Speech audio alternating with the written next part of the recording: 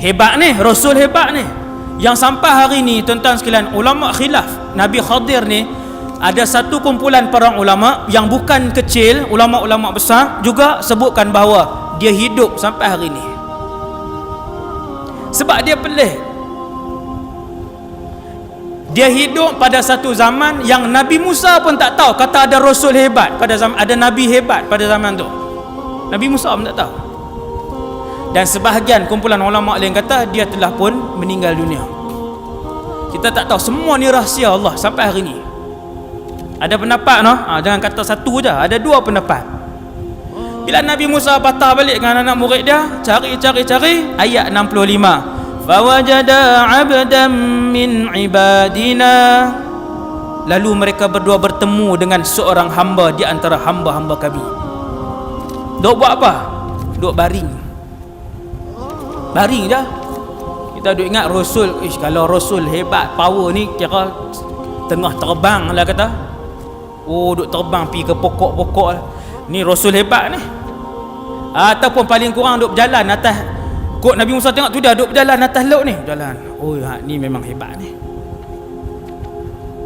Tapi diceritakan oleh Rasulullah dalam hadis yang sahih, Nabi Musa sampai di satu tempat, Nabi Musa berdiri di tepi seorang lelaki yang sedang berbaring, selimut muka lagi.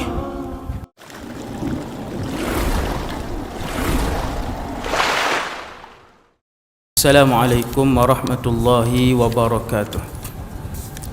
Kita baca surah Al-Kahfi ayat 1 hingga 10. A'udzu billahi minasy syaithanir rajim. Bismillahirrahmanirrahim. Alhamdulillahilladzi anzala 'ala 'abdihi al-kitaba wa lam yaj'al lahu 'iwaja.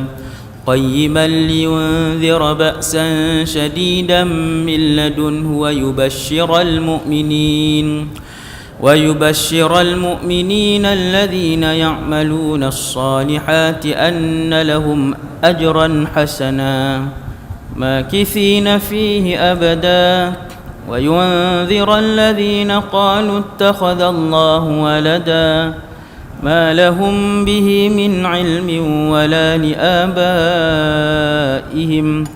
كبرت كلمة تخرج من أفواههم إن يقولون إلا كذبا فلعلك باخع نفسك على آثارهم إن لم يؤمنوا بهذا الحديث أسفا إنا جعلنا ما على الأرض زينة لها لنبلوهم أيهم أحسن عملا وإنا لجاعلون ما عليها صعيدا جرزا أم حسبت أن أصحاب الكهف والرقيم كانوا من آياتنا عجبا إذ أوى الفتية إلى الكهف فقالوا ربنا آتنا من لدنك رحمة وهيئ لنا من أمرنا رشدا صدق الله العظيم صلى الله ربنا على النور المبين أحمد المصطفى سيدي المرسلين صلى الله ربنا على النور المبين أحمد مصطفى سيدي المرسلين صلى الله ربنا على النور المبين أحمد المصطفى سيدي المرسلين أعوذ بالله من الشيطان الرجيم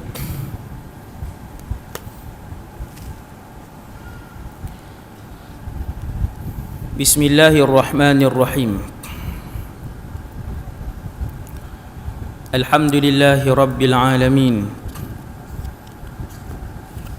الصلاة والسلام على أشرف الأنبياء والمرسلين سيدنا وحبيبنا وشفيعنا وقرة أعيننا محمد بن عبد الله الأمين وعلى آله وأصحابه ومن تبعهم بإحسان إلى يوم الدين. ولا حول ولا قوة إلا بالله العلي العظيم. ولا حول ولا قوة إلا بالله العلي العظيم. ولا حول ولا قوة إلا بالله العلي العظيم. أما بعد. Pertamanya, nawaitul i'tikaf fi hadzal masjid sunnatan lillahi ta'ala. Radina billahi rabba, kami redha Allah Tuhan kami. Wabil islami dina, kami redha Islam cara hidup kami. Wabi Muhammadin nabiyyan wa rasula, dan kami juga redha bahawa Muhammad sallallahu alaihi wasallam seorang nabi dan rasul. Siri ketiga, huraian ringkas dari surah Al-Kahfi, dan kita tidak menghuraikan setiap ayat, bahkan kita hanya memilih 4 buah kisah yang telah dirakamkan oleh Allah di dalam surah Al-Kahfi, yang dibaca oleh mereka yang mengikuti sunnah Rasulullah sallallahu alaihi wasallam. Orang yang ikut sunnah Nabi, dia akan baca surah ni tiap-tiap minggu, mesti baca, mesti tak lepas. Dan surah Kahfi antara surah yang dia punya kelainan bila kita baca, rasa seronok lah.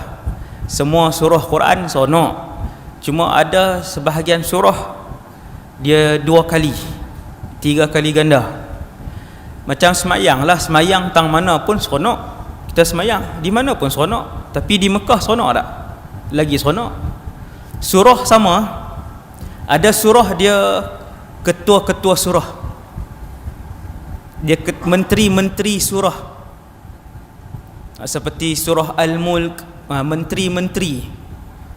Surah Al-Baqarah, surah Ali Imran, Al-Fatihah, surah Al-Kahfi, yang apabila kita membacanya, kita dapat merasakan kelainan, kelazatan membaca surah ini, insya-Allah. Allah yang memilih beberapa kisah, cerita banyak.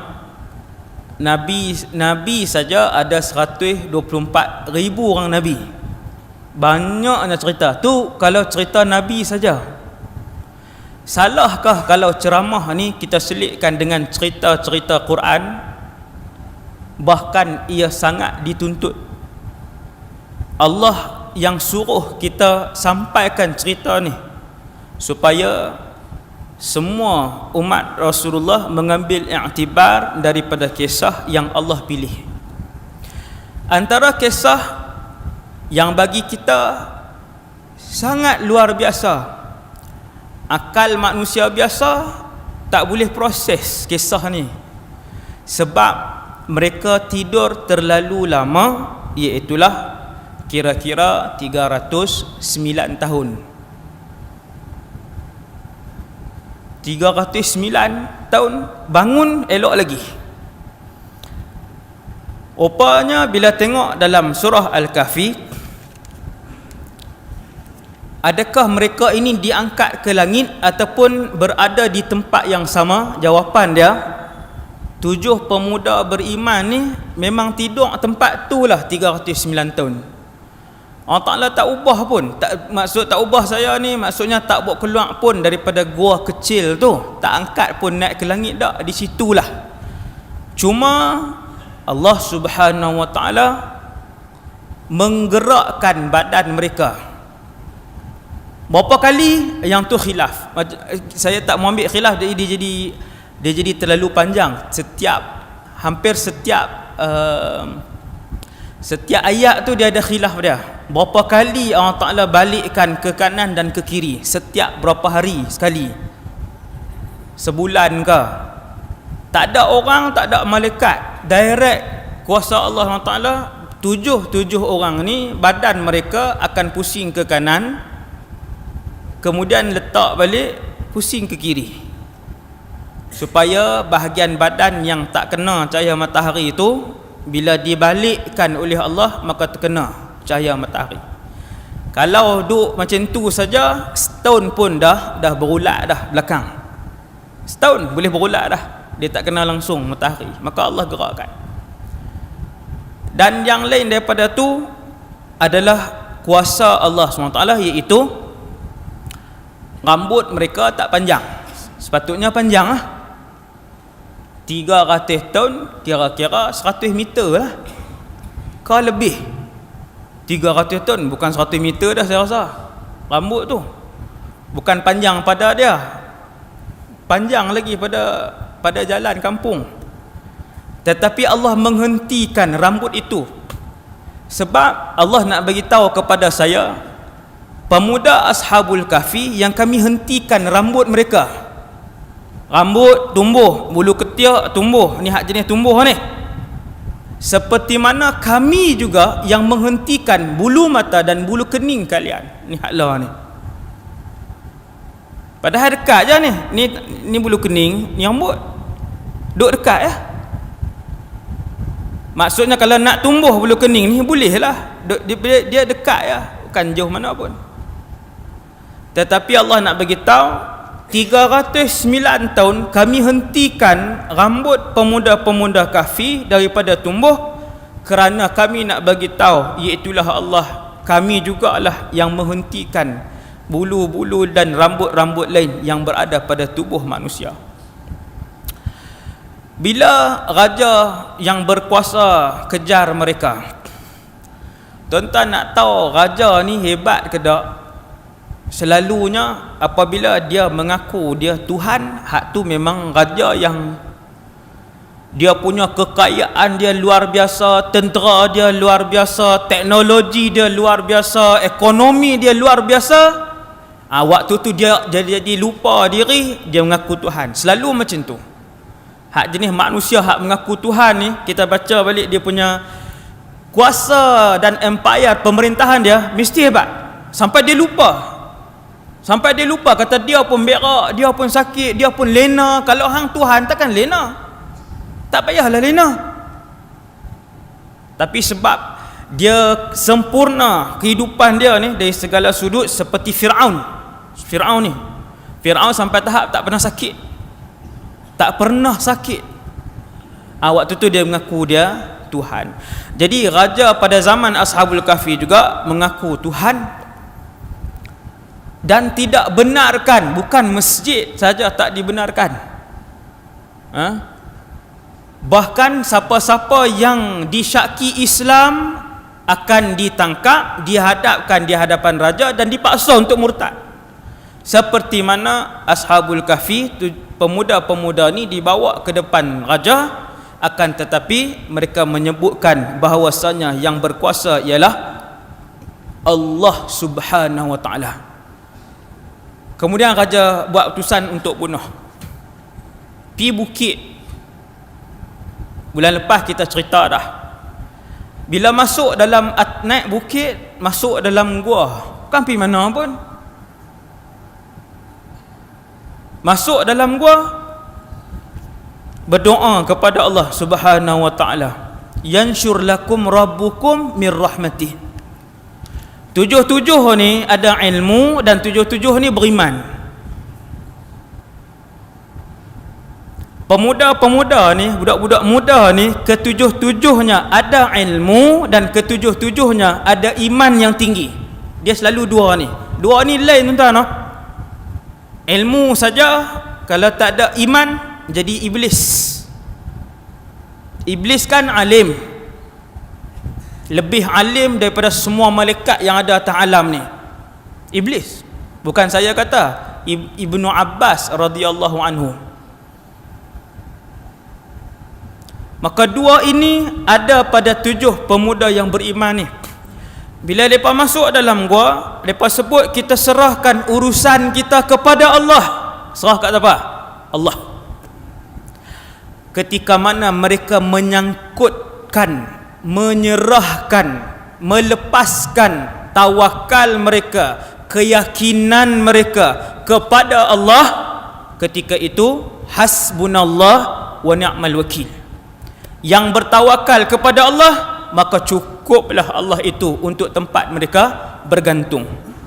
Bila Allah menjadi tempat bertawakal, tempat untuk berlindung, ketujuh pemuda ini bukanlah di dasar lautan, bukanlah di gunung yang tinggi, bukanlah pada langit yang ketujuh, tetapi mereka hanya duduk dalam satu gua tu pula masih lagi dalam kampung tersebut, tak ada pintu pula gua tadi. Tapi sebab tawakal dengan Allah, seperti mana Nabi SAW sebut kepada Sayyiduna Abu Bakar duduk dalam gua Thur, pembunuh di kalangan panglima Quraisy dah duduk depan dah pintu gua. Abu Bakar dan Rasulullah dah nampak dah kaki-kaki pembunuh di kalangan pahlawan Quraisy. Abu Bakar kata, habis kita ya Rasulullah, habislah kita ya Rasulullah. Akhirnya Nabi ajak kepada Abu Bakar satu lagi tahap keyakinan. Wahai Abu Bakar, ma dhannuka bisnain Allahu thalithuhuma. Apakah kamu menyangka kita hanya berdua sedangkan Allah Subhanahu wa taala juga berada bersama-sama dengan kita? Takkan boleh mereka mendekati kita kerana kita telah bertawakal kepada Allah. Takkan boleh pedang mereka didekatkan kepada tubuh kita kerana kita telah bertawakal kepada Allah. Walaupun pintu gua Thur juga ketika itu tidak berkunci, tidak berpintu. Samalah macam Ashabul Kahfi ni, duduk dalam gua tu terbuka tuan. Gua tu dia lubang tu terbuka. Kemudian Allah Subhanahu Wa Taala menghantarkan salah satu daripada tenteranya yang bernama tidur. Bulan lepas kita dah sebut, kata para ulama betapa tidur ini akan menjadi salah satu daripada tentera-tentera Allah Subhanahu Wa Taala.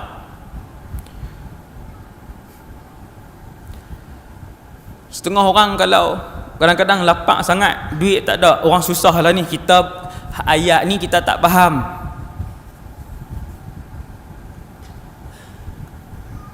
Yang susah kekurangan duit, maka kadang-kala tidur itu boleh membuatkan melepasi masa yang lapang tadi ni. Tidur, penyelesaian dia lena, akhirnya terlena, jaga-jaga baru lapang balik. Lapang sambung hak sakit lapang tadi ni, maka ubat dia lena. Ada orang dia serabut, stres tak boleh nak ni lah, tak boleh nak buat apa pun tak boleh, makan pun tak selera, akhirnya tidur. Allah Subhanahu Wa Taala bagi tidur, makan ubat tidur, lena 6-7 jam. Sepanjang 6-7 jam tu tak ada orang stres. Lena dalam duk lena tu mangkit rabat juga pokok.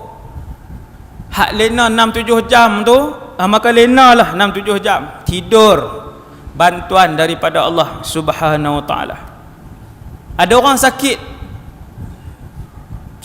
terlampau, doktor bagi ubat cucuk, bagi lena, maka tempoh sakit hak 8 jam 9 jam dengan lena tadi, berakhir sakit tadi. Subhanallah. Dan ketika Rasulullah SAW bersama dengan para sahabat bila nak berperang, perang-perang yang besar seperti mana perang Badar. Perang Badar ni, para sahabat radhiyallahu anhum manusia biasa, dan mereka juga rasa takut sebab manusia biasa. Para sahabat radhiyallahu taala anhum 313 nak lawan dengan 1000. 313 lawan dengan 1000. 313 ni pula Nabi bawa keluar para sahabat ni bukan untuk berperang.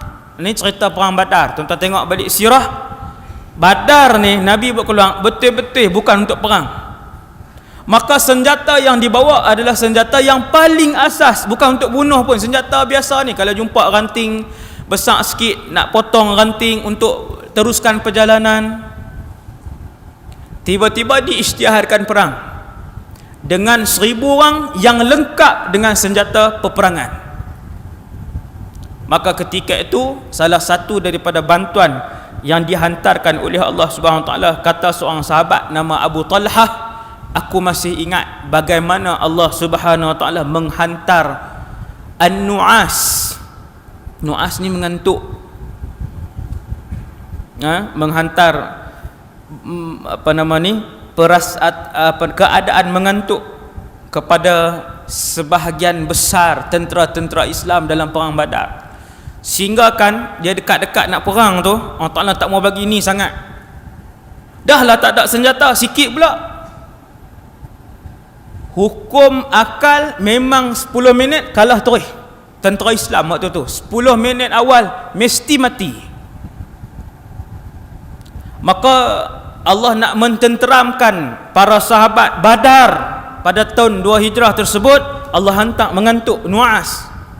Kata Abu Talhah, aku dapat melihat kami semua mengantuk, dan ketika itu pedang terlepas daripada tangan aku 2 hingga 3 kali. Terlepas pedang ni. Punya mengantuk, pegang pedang ni terlepas. Ambil balik. Allah Ta'ala bagi mengantuk. Sebab nak kurangkan perasaan gementar, sebab nak berhadapan dengan satu jumlah pasukan musuh yang jauh lebih besar. Lepas tu pula dia suasana perang ni, kalau tuan-tuan pergi umrah, ajak mutawif pi di Badar, lebih kurang berapa ratus kilometer, saya tak ingat dah, 300 kot, itu saya sebut dah, saya pun tak ingat dah, jauh jugalah, 2 jam juga kot, 2 jam 3 jam. Satu tempat nama dia Badar. Api tengok dia pembangunan dia tak banyak sangat, maka kawasan tu masih kekal seperti 1400 tahun yang lalu. Tuan-tuan boleh pergi tengok suasana dia kalau perang macam mana. Dia kawasan tanah lapang, ada 2 gunung besar, gunung yang jauh sana dengan gunung yang jauh di belakang. Satu gunung besar kawasan kem orang Islam, Rasulullah dan para sahabat, dan satu gunung besar lagi di hujung sana berapa kilometer tapi boleh nampak sebab dia kosong, padang pasir, yang di sana kem tentera Mekah Al-Mukarramah. Di situlah berlaku kawasan perang. Dan kata Abdullah bin Mas'ud radhiyallahu anhu, mengantuk dalam peperangan sebelum perang lah, bukan waktu perang. Mengantuk waktu perang habis. Mengantuk sebelum peperangan adalah bantuan daripada Allah. Salah satu cara Allah datangkan perasaan aman dan tenang kepada umat Islam. Dan kata Abdullah bin Mas'ud radhiyallahu anhu, wa fis salati, dan mengantuk di dalam sembahyang, minasyaitan, daripada syaitan. Selepas 309 tahun kemudian Allah SWT menghidupkan kembali ke-7 pemuda-pemuda ni. Wa kadzalika ba'athnahum liyatasaalu bainahum, ayat 19. 309 tahun. Tapi lepas hidup tak lama, sekejap saja. Lepas berjumpa dengan pemerintah ketika itu yang telah pun bersilih ganti dengan pemerintah Islam waktu dibangkitkan semula, mereka bersyukur kepada Allah kerana dapat melihat dengan mata kepala sendiri satu masyarakat yang boleh beribadah kepada Allah. Ada rumah ibadah, syiar Allah dilaungkan di sana dan di sini, dan pemerintah-pemerintah ketika itu kesemuanya Islam. Seronok mereka. Daripada satu keadaan tak boleh semayang pun, tak boleh amalkan Islam, kepada satu keadaan yang kesemuanya Islam. Bangkit 7 orang ni setelah dilenakan oleh Allah selama ratusan tahun. Allah nak bagi tahu kepada kita semua tentang satu keadaan yang lebih luar biasa, iaitulah apabila Allah membangkitkan kesemua manusia di padang mahsyar. Yang ni lagi luar biasa. Fa idzahum qiyamun yanzurun. Semua manusia akan bangkit di padang mahsyar. Kita renung hari ni 2017 ada 7 bilion manusia. 7 bilion. 7 bilion ni mati, kemudian nanti akan dibangkitkan oleh Allah. 7 bilion serentak. Seperti mana Ashabul Kahfi dibangkitkan oleh Allah serentak.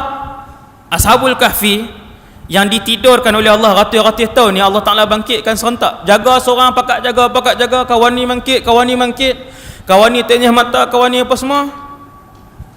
Hari yang sama, waktu yang sama. Begitulah di padang mahsyar, semua orang akan bangkit dalam hari yang sama dan waktu yang sama. Cuma dia ada beza sikit saja. Nabi bangkit dulu, para rasul bangun dulu, para nabi bangun dulu, Abu Bakar, Umar, para sahabat, mereka yang dikebumikan di Baqi', antara yang awal akan bangun di padang mahsyar. Yang lain tu akan menyusul lepas tu, bangun. Seorang. Kira bila kita bangun ni, kita tengok kawan pula bangun. Macam itulah Ashabul Kahfi. Bila orang pertama bangun, dia tengok kawan ni pun baru bangun, hak ni baru bangun, baru sontak. Wa kadzalika ba'atsnahum, kata Allah, kamilah yang mengembalikan roh kepada mereka. Tuan-tuan, 309 tahun roh pi mana waktu tu? Ni tak ada jawapan lah. Kemana roh pergi ketika itu? Apakah yang dilakukan oleh roh-roh pemuda Ashabul Kahfi selama 309 tahun? Semua orang nak jawapan ni. Dan insya-Allah waktu duduk dalam syurga nanti, kita semua akan ingat soalan ni, insya-Allah. Cari ya Ashabul Kahfi. Cari tanya, sedang ke tak dulu waktu tidur lama tu? Dia kata kami pun tak sedang apa. Tanya para rasul pula kan. Jadi kehidupan dalam syurga samalah macam kehidupan kita di dunia ni. Kemudian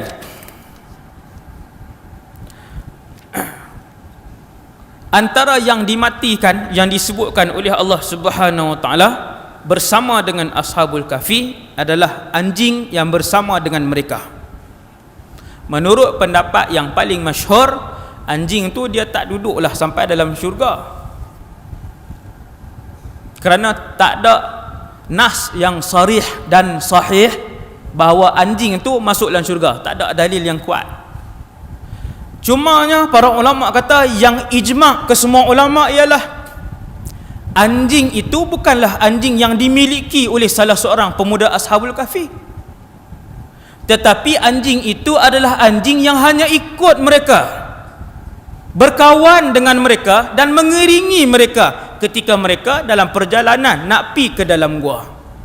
Disebabkan berkawan dengan orang-orang soleh, orang-orang yang Allah redha, maka nama anjing itu juga diabadikan oleh Allah SWT di dalam Al-Quran. Pasal apa? Pasal kawan dengan orang soleh. Besar ke kecil? Kawan dengan orang soleh ni besar ke kecil? Besar. Di dalam neraka nanti sampai kepada satu tahap besarnya bila berkawan bersama, selalu duduk dengan orang soleh, mencintai orang soleh kenal kita, kita kenal orang-orang soleh, sehingga satu tahap mereka mampu memberikan syafaat dengan izin Allah dan mengeluarkan kawan-kawan mereka daripada dalam neraka. Subhanallah. Sampai tahap tu tuan-tuan. Sebab tu Nabi pesan sangat, duduk cari kawan-kawan yang soleh. Kalau anjing, bukan anjing depa pun, bukan tuan dia pun, tapi sebab dia ikut je, maka dia juga diabadikan dalam Quran. Kata ulama tafsir, kerana dia bersama dengan orang soleh. Sebab tu ada orang bila dia main masjid, tengok ada kuliah, dia main singgah nak masuk tandas saja. Kesemua yang berada dalam masjid, apabila para malaikat Allah SWT singgah dan mendoakan keampunan beserta dengan syurga, malaikat kata, ya Allah, tadi dalam masjid ada 632 orang, 630 semua sedang berada dalam majlis ilmu, 2 orang singgah saja. Apakah mereka ini juga kami nak masukkan di kalangan yang diampunkan dosa dan boleh dimasukkan dalam syurga? Allah Ta'ala jawab, ya, masukkan hak diorang tu sekali.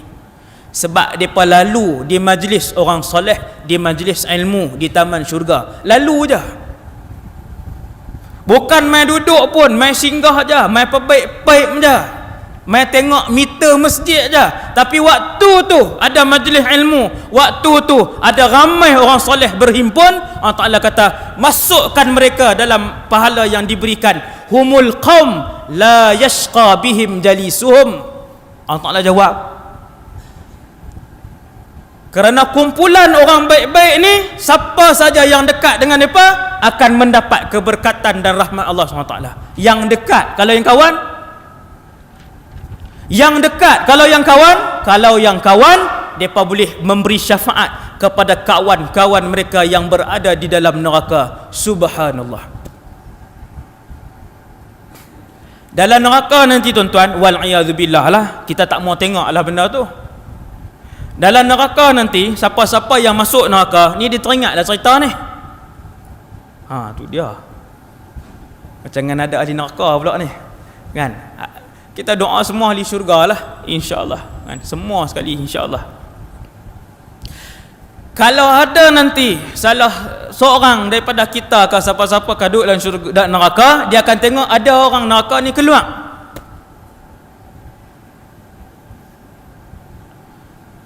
Maka orang neraka pun bakal tanya, tu dia keluar pasal apa? Dia boleh keluar.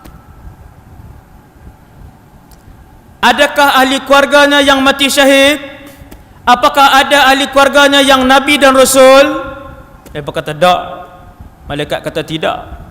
Akan tetapi mereka mempunyai kawan-kawan yang soleh, yang kesemua kawan-kawannya adalah di kalangan penduduk syurga, dan sekarang kawan-kawannya yang soleh sedang memberikan syafaat kepadanya.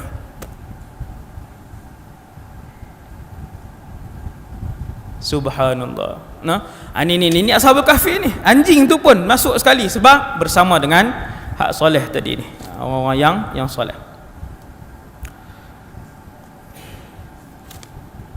Kemudian tuan-tuan yang dirahmati Allah SWT sekalian, kita sambung lagi ayat yang ke-60. Saya langkau satu cerita, saya terus masuk ayat yang ke-60, iaitulah kisah Nabi Musa dan Nabi Khadir. Nabi Musa ni dalam Al-Quran, kisah dia yang paling banyak sekali. Paling banyak. Ni hak saya nak cerita malam ni, 5% daripada kisah Nabi Musa. 5% daripada kisah Nabi Musa, iaitu kisah yang sangat masyhur, Nabi Musa alaihi salam dan juga Nabi Khadir. Ayat 60 sebut, wa idh qala Musa li fatahu la abrahu hatta ablugha majma'al bahraini aw amdiya huquba. Dan ketika Nabi Musa berkata kepada pembantunya, siapa ada handphone ada Quran terjemah tu boleh buka. Ayat 60. Kan? Takkan waktu main game je buka. Ni waktu tafsir ni bolehlah buka. Kan? Pakai ada saya tahu. Game pun ada, Quran tafsir pun ada. Kan? Ketika Nabi Musa berkata kepada pembantunya, aku tidak akan berhenti berjalan sebelum sampai ke pertemuan dua laut, atau aku akan berjalan terus sehingga bertahun-tahun. Berjalan pi mana? Siapa pembantu Nabi Musa? Pada satu hari Nabi Musa alaihissalam dia berkhutbah. Semua rasul pemidato yang baik, hebat. Semua rasul tampan dan semua rasul bersuara merdu, package.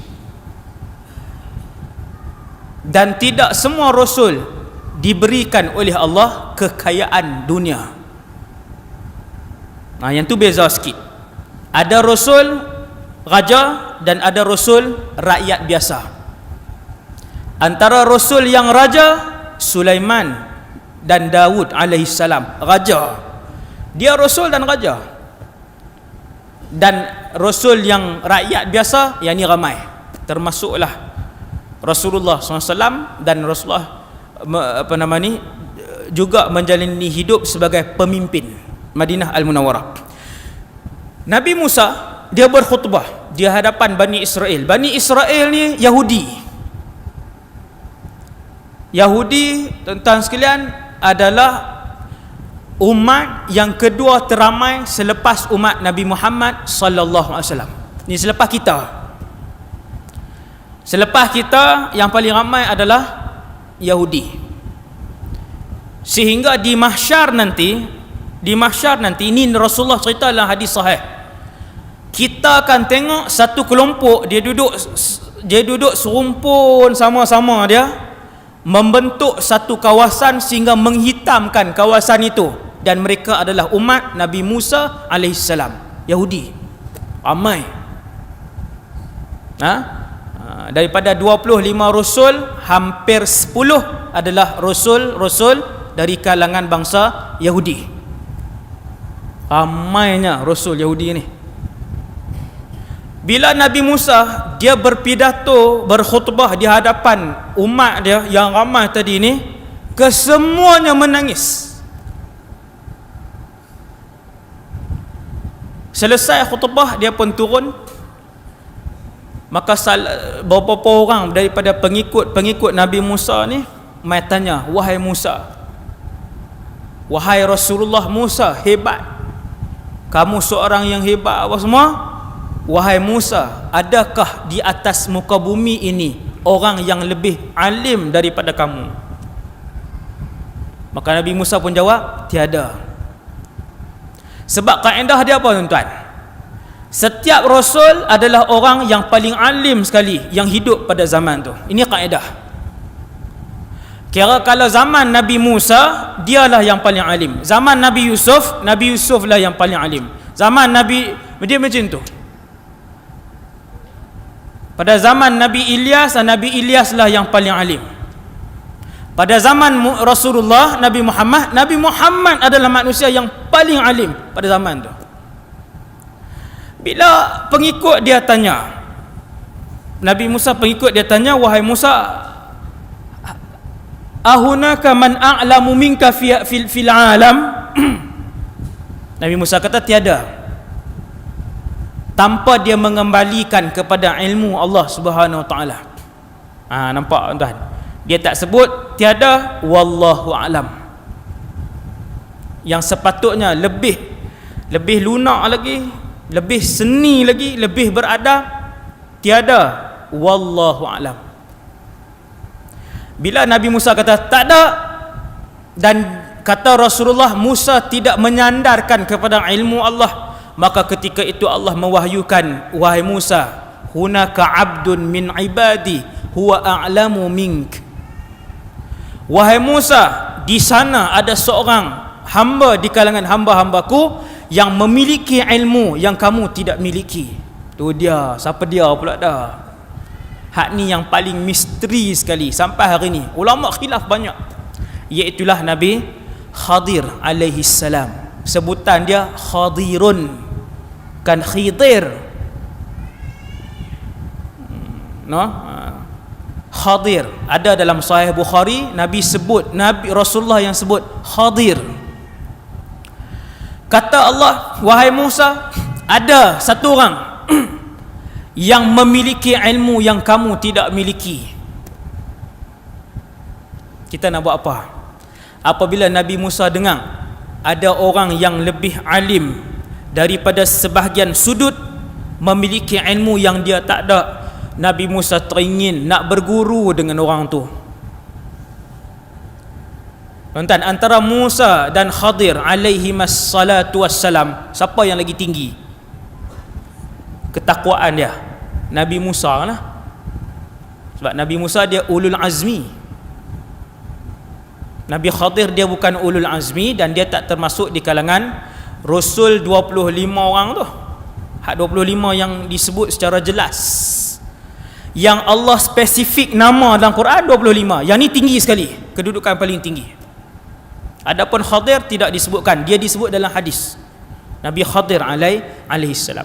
Jadi Nabi Musa pun kata, ya Allah dullani, ya Allah tunjukkanlah kepada guru itu. Maka Allah Ta'ala pun tunjuk ajak Nabi Musa, wahai Musa, kamu bawalah ikan. Apabila ikan itu lompat ke laut, maka disitulah hamba-Ku itu. Subhanallah. Tuan-tuan sekalian, dia Rasul dah tuan-tuan. Tambah kita ni lagi-lagi lah tak layak mengaku alim. Lagi tak layak. Alim pun jangan mengaku, warak pun jangan mengakulah. Kan, sekali duk buat perasan pula, kira-kira di Pulau Pinang ni duk rasa saya lah yang paling warak sekali dalam pulau ni. Jangan sebutlah. Nabi pun tak, Rasul pun tak, kita ni apa pun tak. Tera Nabi Musa hak mengaku tu pun kena tegur dengan Allah. Ada wahai Musa yang lebih alim daripada kamu, daripada berapa sudut ilmu. Maka Allah Ta'ala kata, wahai Musa, bawa ikan. Bila ikan tu lompat pi masuk dalam laut, disitulah ada hamba-Ku yang alim tadi. Yang tu yang mai ayat nombor 60 ni tuan-tuan. Ketika Musa berkata kepada pembantunya, dia bawa seorang anak murid dia Nabi Musa, iaitu dia bawa murid dia yang bernama Yusha ibn Nun. Selama hidup ni saya tak pernah dengar lagi orang buh nama anak Yusha. Nama Rasul, nama Nabi, Nabi yang hebat. Satu-satunya manusia yang diberikan mukjizat oleh Allah menghentikan peredaran matahari. Yusha ibn Nun. Lepas Nabi Musa wafat, dia ambil alih tugas Nabi Musa. Yusha ni dalam satu perang matahari nak terbenam dah.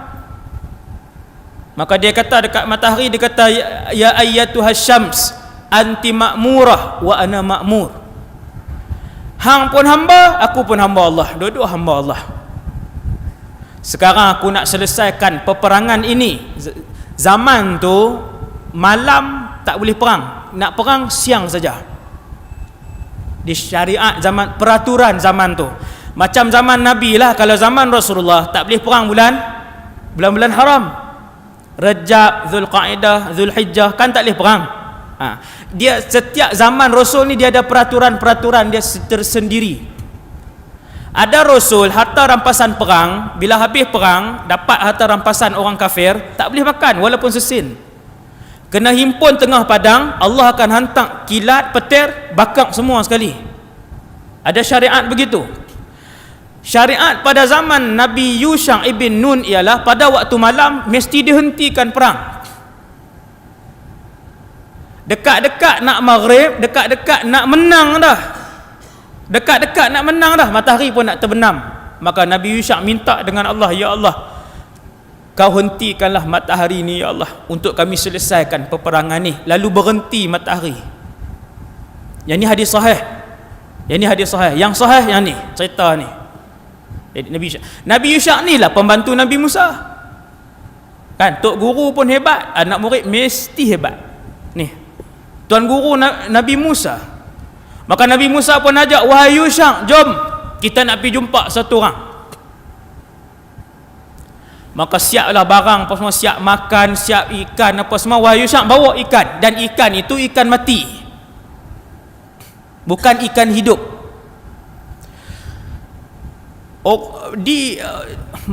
Penduduk di sepanjang sungai Nil sampai hari ni tuan-tuan sekalian, 70% orang Mesir tinggal di sepanjang sungai Nil. 70% sampai hari ni.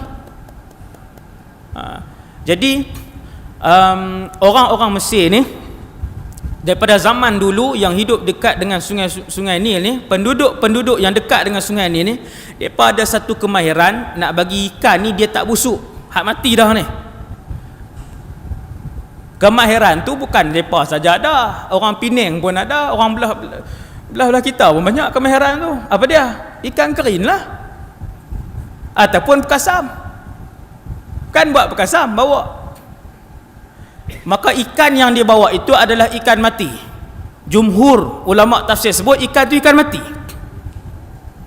Dibawa Nabi Yusha ni tidak diberitahukan apa-apa oleh Nabi Musa AS. Bawa ikan ni, dia pun bawa ikan, bawa makanan dan sebagainya, berjalan.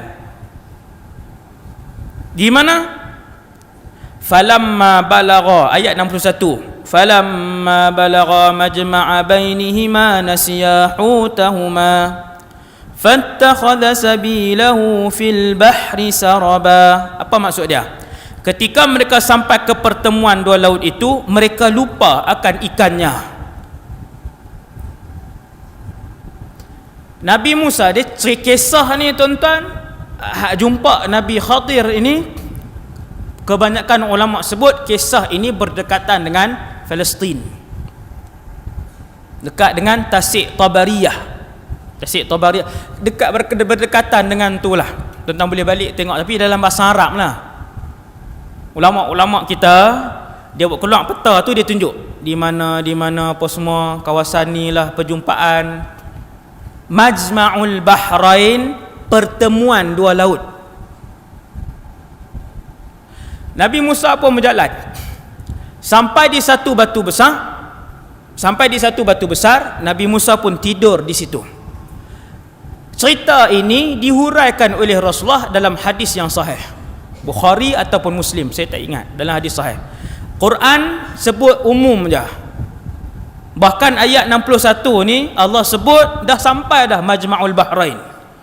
Sebelum Majma'ul Bahrain, pertemuan dua laut, yang mana di situ ada Nabi Khadir alaihi salam. Sebelum situ Nabi Musa berhenti di sebuah batu besar. Berhenti ni, batu ni, berhenti tang ni. Kemudian Nabi Musa tidur, dia rehat. Ketika dia rehat tidur tadi ni, ikan daripada dalam bekas dalam bakul tadi duduk bergerak. Nabi Yusha' ibn Nun tengok ikan ni, mati dah, bergerak pula. Bila bergerak, ikan tu lompat daripada bakul tadi. Bila lompat, terjun ke bawah, ke pasir ni, dan itu bergerak-gerak masuk ke dalam laut dan kemudian berenang.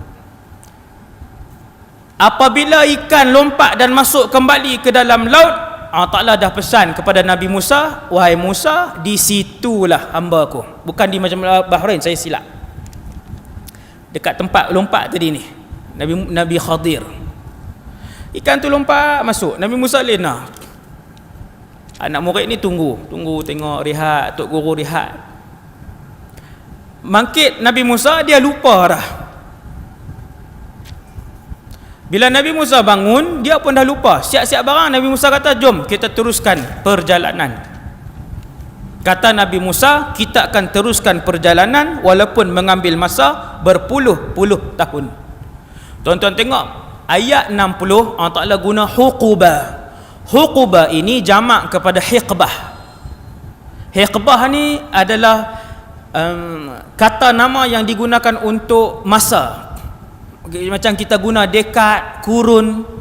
Maka hiqbah, satu hiqbah, qaul yang paling rajih, satu hiqbah sama dengan 80 tahun. Tusawi 80 sanah. Semangat seorang rasul untuk menuntut ilmu, tuan-tuan nak tanya orang para rasul ni pi menuntut ilmu ke tak? Ni jawapan dia malam ni. Semangatnya satu orang rasul antara rasul yang paling alim, antara Musa alaihi salam. Bila dia dengar ada satu tok guru yang ada ilmu, dia tak ada ilmu tu, dia nak pergi belajar, dia bawa anak murid dia sekali, dia kata, kalaupun kena berjalan berpuluh-puluh tahun, aku akan berjalan untuk mencari guru ni. Kita baca, kita bila kita tak faham, kita tak tahulah maksud dia. Ini bila kita hurai, oh Masya Allah, hebat kesungguhan para Nabi dan Rasul. Sebab tu tuan-tuan, tidak hairanlah apabila ada di kalangan Nabi dan Rasul yang ratusan tahun berdakwah kepada Allah Subhanahu Wa Taala, semangat mereka tinggi, semangat dahsyat. Dia bagi tahu kat Yusha' ni, dia kata, wahai Yusha', kalau 80 tahun kena berjalan pun aku akan berjalan. Semangat nak pergi tuntut ilmu. Satu, bersungguh-sungguh. Yang kedua, tawaduk Nabi Musa AS. Tawaduk dia. Kemudian meneruskan perjalanan. Ayat 62, falamma jawaza qala li fatahu atina ghada'ana. Bila dah berjalan lebih kurang ulama hari ni depa pi tempat tu dan depa cari kawasan-kawasan tu kerana Allah sebut benda tu detail. Kawasan ni Allah sebut detail, kemudian Nabi pun hurai, maka para ulama hari ni depa pi kawasan tu. Mereka menganggarkan daripada batu besar yang Nabi Musa tidung tu, kemudian meneruskan perjalanan sampai kepada satu tempat. Allah SWT cerita Nabi Musa berhenti sekali lagi. Dia kata dekat anak murid dia, berkata kepada pembantunya, bawalah kemari makanan kita, sesungguhnya kita telah merasa letih kerana perjalanan ini. Baru berhenti makan. Tempat kedua hak berhenti tu, Majma'ul Bahrain ni berhenti. Nabi Musa kata, Yusha, bawa keluar makan apa kita bawa, jom kita makan. Jarak tu lebih kurang 2 km. Maka ketika Nabi Musa kata, wahai Yusha, keluarkan makanan apa yang ada, kita sudah pun letih. Maka berkata Nabi Yusha ibn Nun, ayat 63, tahukah wahai Musa, wahai Nabiullah Musa, ketika kita mencari tempat berlindung di batu tadi, aku terlupa menceritakan ikan itu, dan tidak ada yang membuatkan aku lupa kecuali syaitan. Ikan itu telah menggelupur, terjun ke laut dengan cara yang begitu aneh sekali. Tuan-tuan balik tengok ayat 63 nanti dengan ayat 61. Ayat 61 sebut ikan itu pun menggelupur masuk ke dalam laut. Dia tak sebut perkataan dengan begitu pelik sekali. Ayat 63 sebut ikan itu menggelupur masuk ke dalam laut dengan begitu pelik sekali. Kata ulama tafsir, ayat 61 Allah yang cerita. Ayat ni Allah yang cerita keadaan tu. Maka Allah Ta'ala cerita ikan itu pun menggelupur kemudian masuk ke dalam laut. Allah Ta'ala yang cerita, dia punya kuasa. Dan ayat 63 adalah ayat Nabi Yusha ibn Nun. Bila Nabi Yusha yang cerita kepada Nabi Musa, Nabi Yusha yang sebut kepada Nabi Musa, wahai Nabiullah guruku Musa alaihi salam, sebenarnya ikan itu tadi menggelupur masuk ke dalam laut dengan cara yang begitu aneh. Siapa yang sebut aneh ni? Yusha ibn Nun. Pasal apa aneh? Pasal ikan tu mati. Allah kembalikan roh kepada ikan tadi, dia ngelupuk, dia lompat keluar daripada bakul raga tu, kemudian dia masuk ke dalam laut. Subhanallah. Maka kata Nabi Yusha ibn Nun, wahai Musa alaihissalam, Nabiullah guruku, sesungguhnya yang membuatkan aku lupa ialah syaitan. Tak nampak tuan-tuan? Syaitan punya serangan. Syaitan punya serangan. Cuma beza serangan syaitan kepada kita dengan kepada para rasul dengan Nabi ni, dekat Nabi serangan itu terus dipatahkan. Termasuklah Rasulullah juga diserang dengan syaitan dan iblis. Rasulullah sendiri. Akan tetapi setiap godaan yang ditujukan kepada Nabi dan Rasul berjaya dipatahkan.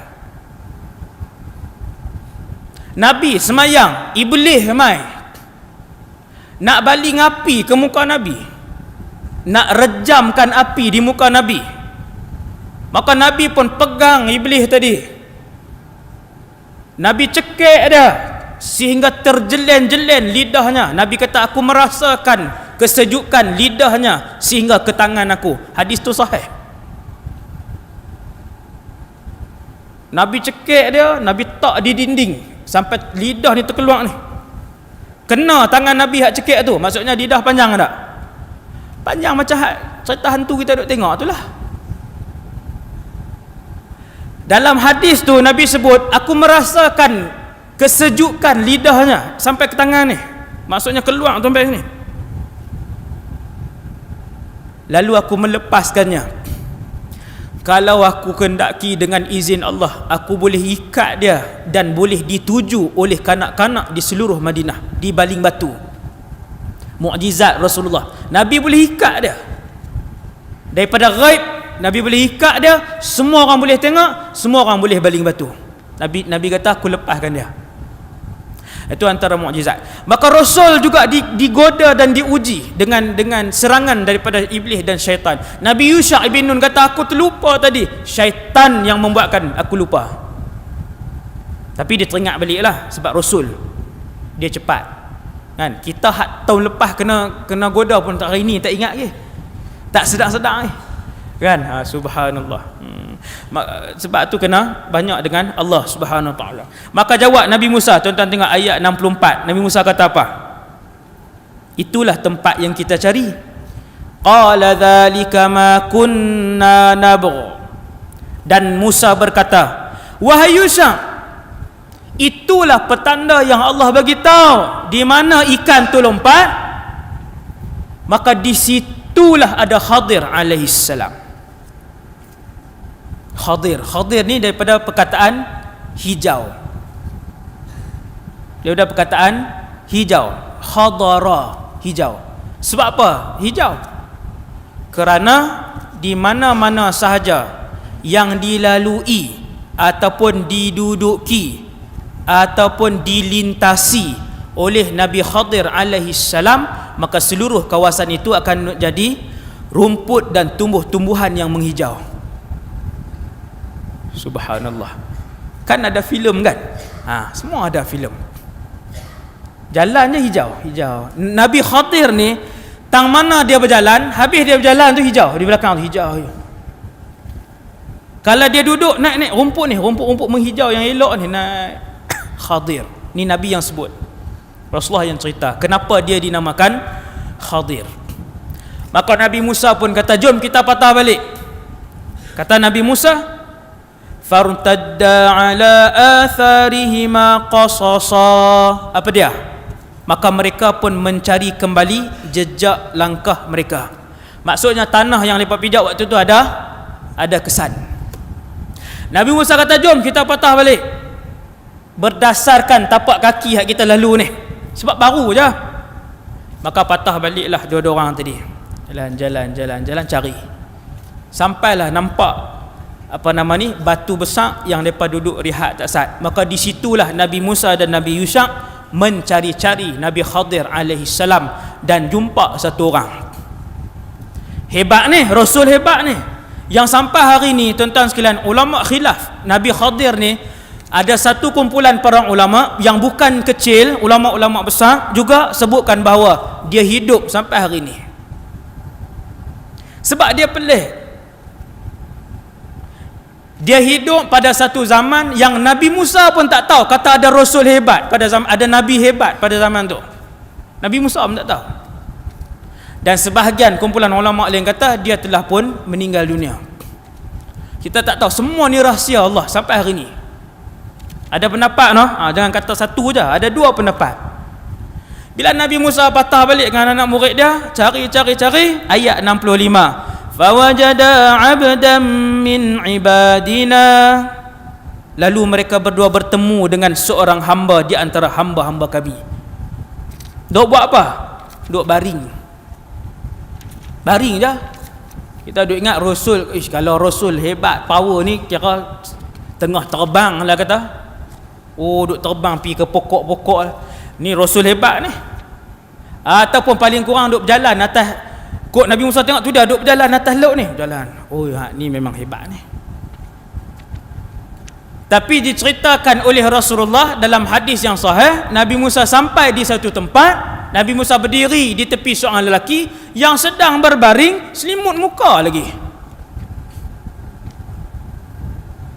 Tuan-tuan sekalian, dalam hidup ni Allah nak ajak kita, mana-mana saja orang Islam, tanpa membezakan pangkat, harta dan rupa, maka kasihanilah mereka, sayangilah mereka, hormatilah mereka.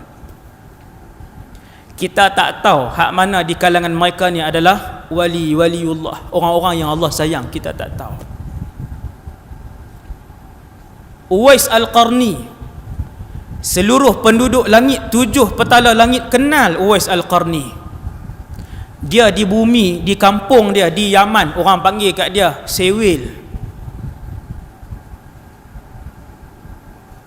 Sedangkan Uwais Al-Qarni, kalau dia berdoa, doa apa sahaja tidak pernah ditolak oleh Allah Azza wa Jalla.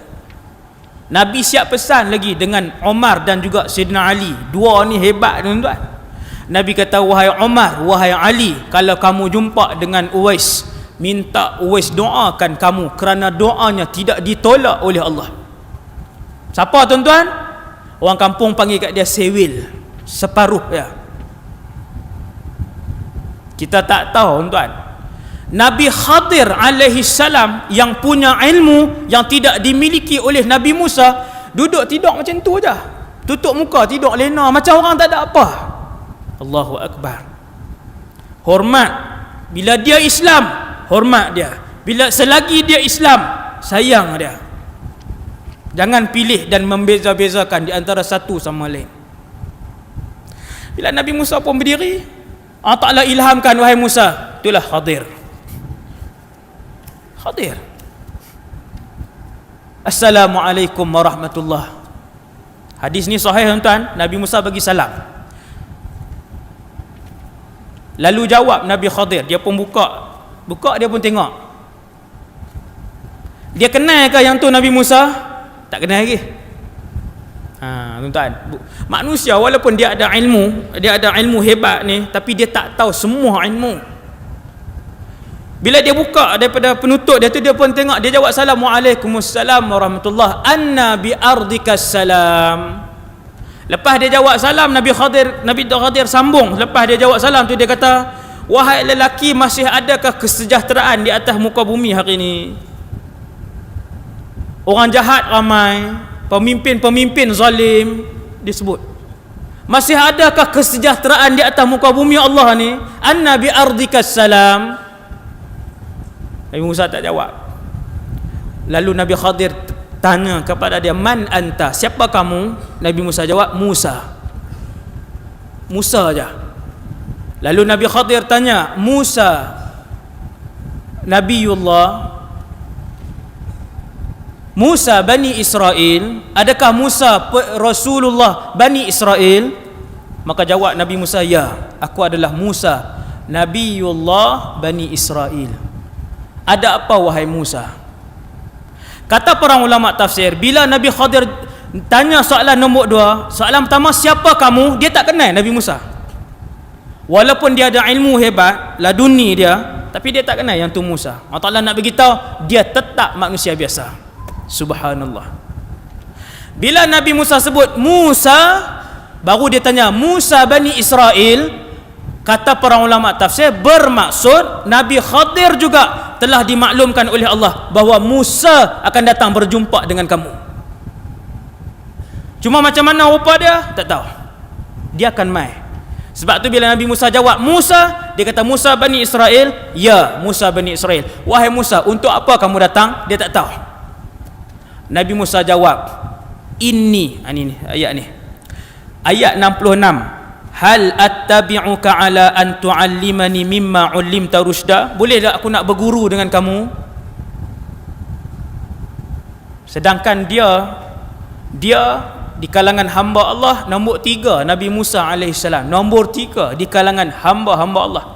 Yang pertama Rasulullah, nombor 2 dari segi kedudukan Nabi Ibrahim alaihissalam, nombor 3 di kalangan makhluk yang paling mulia dalam alam ni Musa alaihissalam. Pi jumpa satu orang yang dia tak pernah kenal pun, boleh tak nak guru dengan kamu? Tawaduknya Nabi Musa alaihissalam. Ini tawaduk para rasul. Maka berkata Nabi Khadir alaihissalam, wahai Musa, sesungguhnya aku ada ilmu yang kamu tak ada, dan kamu ada ilmu yang aku tidak milikinya. Wahai Musa, kamu takkan boleh belajar ilmu yang Allah bagi kepada aku, kerana ia luar biasa. Maka jawab Nabi Musa alaihissalam, ni ayat 69. Nabi Musa kata, in satajiduni insya-Allah. Dia kata, wahai Khadir, kamu akan mendapati aku insya-Allah sabiran, aku sabar, wala a'si laka amra, aku takkan mengkhianati kamu. Dan kemudian Nabi Khadir pun ajak dia pergi ke suatu tempat. Maka tempat tu kita akan sambung nanti insya-Allah dalam kuliah yang akan datang lepas raya lah.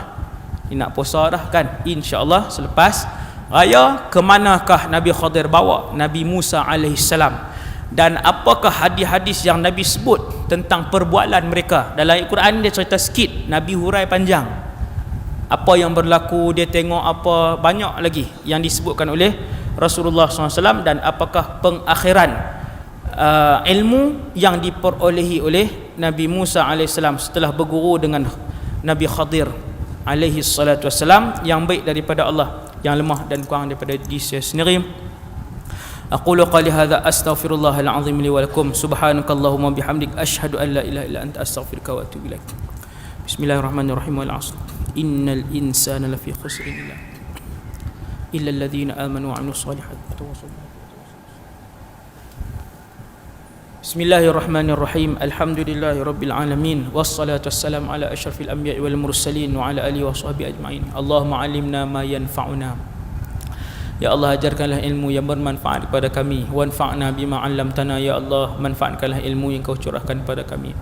Wazidna ilman wa amalan wa ikhlasan fi hayatina. Ya Allah, tambahkanlah ilmu, amal ibadah dan keikhlasan dalam kehidupan kami. Sampaikanlah kami ya Allah dalam bulan Ramadan. Ya Allah, bimbinglah hati-hati kami ya Allah untuk dipenuhkan dengan amal ibadah dalam bulan Ramadan. Keluarkanlah kami daripada bulan Ramadan nanti ya Allah dalam keadaan kami semua diampunkan dosa, dalam keadaan kami semua diridai oleh-Mu. Walhamdulillahirabbil alamin. Assalamualaikum warahmatullahi wabarakatuh. Seperti biasa, tabung sekolah ataupun sejadah akan diletakkan di belakang untuk mak tahfiz saya yang sedang beroperasi. Terima kasih sekali lagi. Assalamualaikum warahmatullahi wabarakatuh. Jika hatimu tersentuh hari ini, itu bukan kerana kami, tapi karena Allah yang membolak-balikkan hati kamu. Sampai jumpa di video yang akan datang. Teruslah belajar, teruslah berubah menjadi lebih baik. Jaga iman, jaga hati, dan jangan lupa doakan kami. Jangan lupa like, share, dan subscribe agar semakin banyak yang akan mendapat manfaatnya. Wassalamualaikum warahmatullahi wabarakatuh.